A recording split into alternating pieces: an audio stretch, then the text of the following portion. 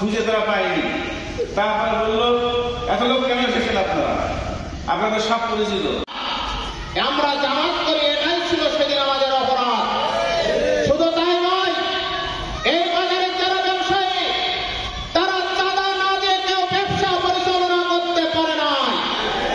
আজ যারা স্কুটার চালান, আজ যারা বেবি চালান, আজ যারা ভ্যান চালান, চাঁদা না দিয়ে কেউ এই পৌরসভা থেকে যেতে পারেন নাই।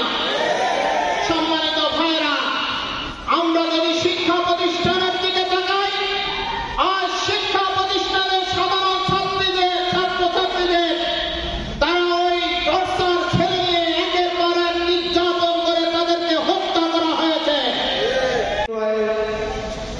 হাজার হাজার ছাত্র যুবকের রক্তের বিনিময়ে আমরা নতুন বাংলাদেশ ফিরে পেয়েছি।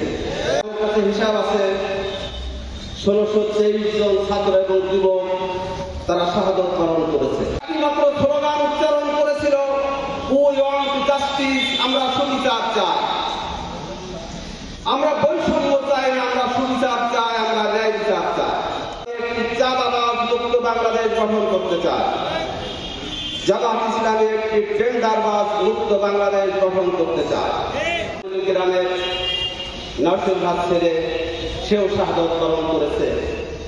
প্রিয় ভাইরা, এত রক্তের বিনিময়ে যে বাংলাদেশ, এই বাংলাদেশকে বলা হয়েছে একটি বৈষম্য মুক্ত বাংলাদেশ হিসাবে গঠন করার জন্য। আন্দোলনটি হয়েছে একটি ইনসাফপূর্ণ বাংলাদেশ গঠন করার জন্য। অতএব আপনাকে আমাকে চোখ কান খোলা রাখতে হবে। আমানত বা ভোট যথার্থ পাত্রে অর্পণ করার এটাই হলো ইবাদত।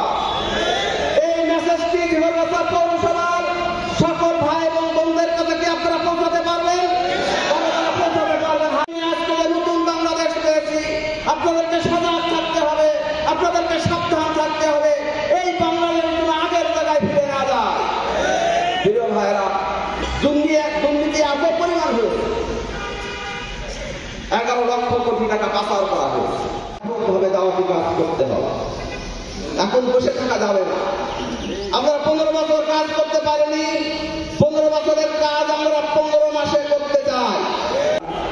যে আসুন আমরা চোখ কান মুখ খোলা রাখি।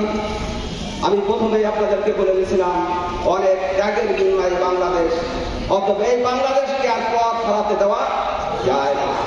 এই